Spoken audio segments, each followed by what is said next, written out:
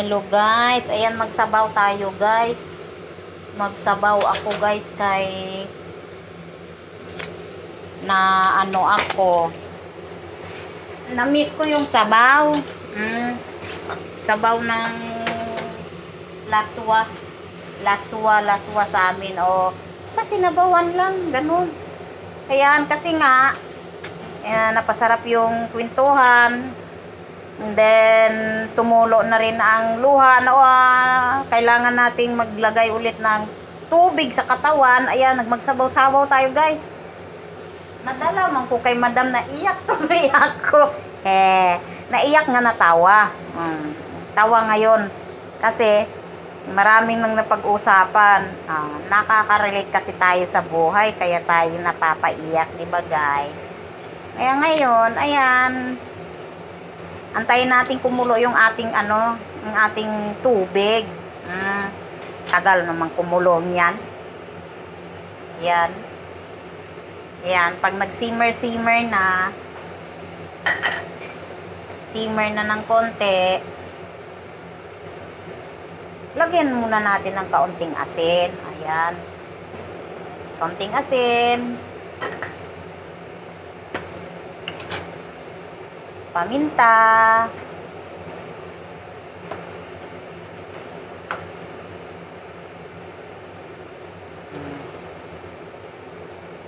Tapos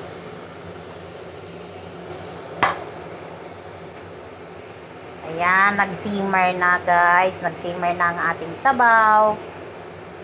Kuluan. Sige, kumulo ka pa, bilisan mo. Ayan, sa wakas ay kumulo na rin. Ayan, ilagay natin ang ating hiwang-hiwang maliit na kamatis. Ayan. Sabay na rin natin yung ating slice na onion. Ayan guys. Ganun lang. Ganyan lang ako maglaswa guys. Ayan meron akong baby spinach. At saka meron akong pinirito dito. Isa lang ang gagamitin ko para dito sa ating sabaw. Kasi nga gusto kong magsabaw.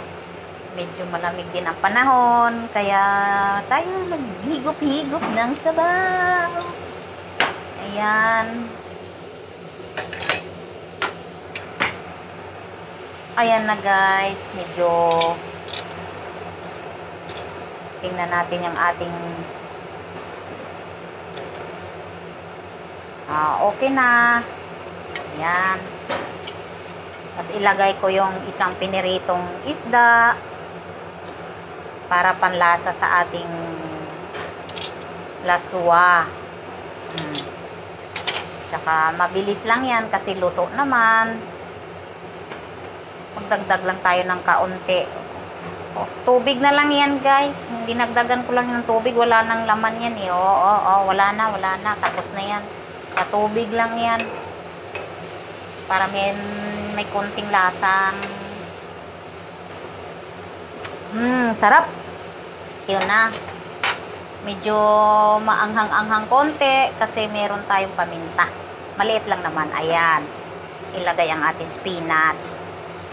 Ayan guys, ang ating sinabawan na isdang prito. Ayan. Tapos, lagyan ng spinach sa taas. Ayan. Patayin kasi madali lang yan maluto ang ating spinach.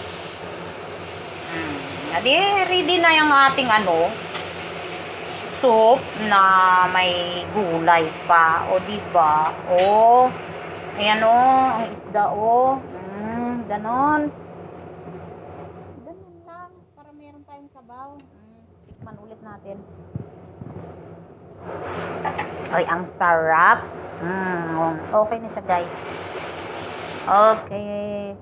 Kakain na tayo. Ayan na. Tingnan nyo. Bye-bye!